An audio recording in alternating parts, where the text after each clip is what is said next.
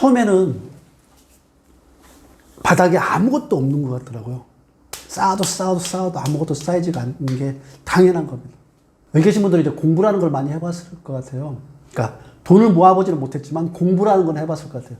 이 공부를 하다 보면 처음에는 했던 이 공부가 한 5%도 안 남아있는 것 같아요. 1%도 안 남아있는 것 같아요. 근데 이 공부를 갖다가 매일 반복하다 보면 어느 순간에 보면 눈덩이처럼 확 상승하는 기간들을 아마 여러분들 한번 경험했을 거예요. 돈도 똑같아요. 처음에는 아무것도 아닌 것 같은데, 그러니까 바닥을 이렇게 계속 가고 있는 것 같아요. 눈덩이처럼. 근데 어느 순간에 탁 치고 올라가요. 이 다음부터는 급상승하게 되어 있거든요.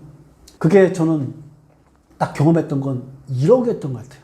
1억까지가 딱 올라가고 나니까 1억에서 2억 올라가는 건 되게 쉽더라고요. 2억에서 3억 올라가는 것도 더 쉽더라고요.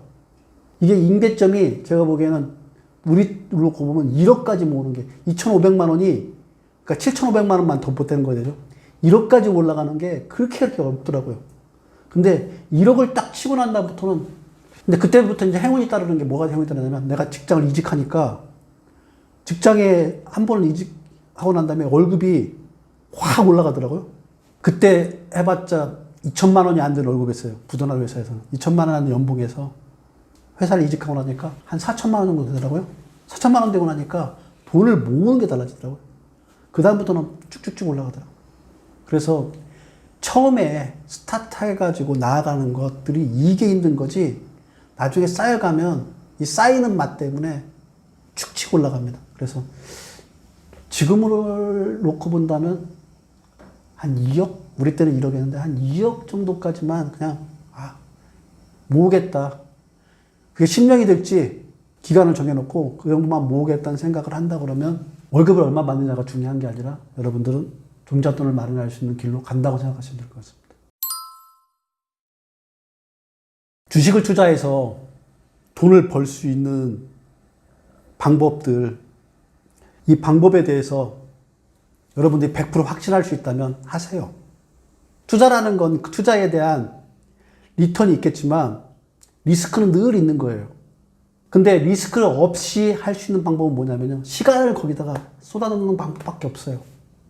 그러니까 제가 여러분들한테 하는 얘기는 여러분들이 리스크를 감수하면서 투자라는 걸 해서 종잣돈이 모이기도 이전에 투자라는 걸 해서 종잣돈까지 가는 길을 갖다가 시간을 단축하고 싶다는 욕망 때문에 그렇게 하실 텐데 그 욕망이 어느 순간에 투자를 실패했을 경우에는 무슨 일이 벌어지나요?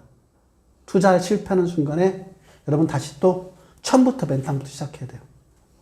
20살에 맨땅 시작하는 것과 30에 맨땅 시작하는 것과 40에 맨땅 시작하는 것과 50에 맨땅 시작하는 것 같을 것 같으세요?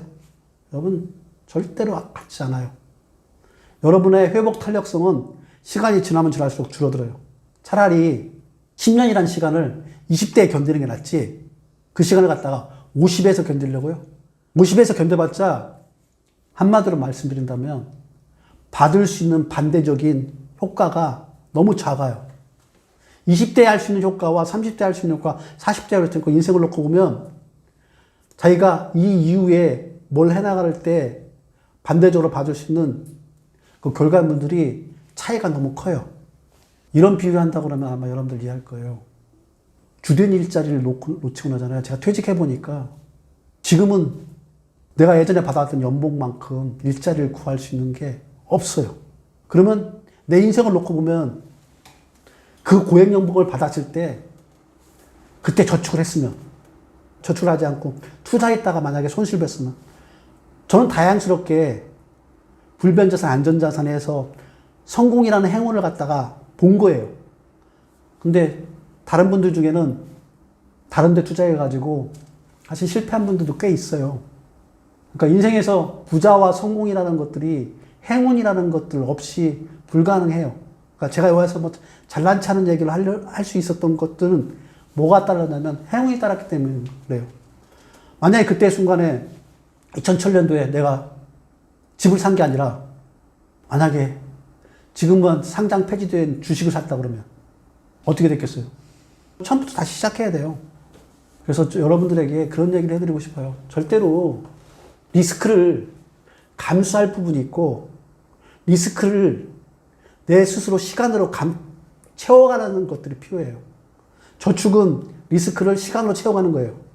투자는 시간을 버리더라도 투자의 효과를 갖다가 높이겠다는 이런 생각으로 임하는 거거든요. 그래서 이 두 가지의 차이점을 정확하게 인식을 하고 내 인생의 시점에서 지금 내가 저축해야 될 시기인가 투자해야 될 시기인가 이걸 정확하게 구별할 수 있는 현명한 선택을 하셔야 된다고 저는 얘기를 해드리고 싶어요. 원래 처음에 경제학이라는 게 만들어졌던 게 이제 아담 스미스가 국가를 어떻게 하면 부강하게 만들 건가 이 관점에서 경제학이라는 걸 태동했잖아요. 그러니까 경제학은 기본적으로 뭘 다루는 학문이냐면 국가 전체 거시경제를 어떻게 성장하는 중심으로 가서 그 안에서 주체들이 되도록이면 부의 혜택을 갖다가 점점 더 많아갈 수 있는 전체 파이가 커져가는 시장을 만들 건가에 대한 학문이에요.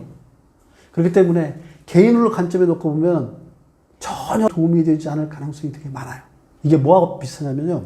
세계 지도를 알고 있다고 내가 서울에서 이천까지 간다 그러면 세계 지도를 전체를 알고 있다고 서울에서 인천까지 갈 수 있나요? 못 가는 거하고 똑같아요.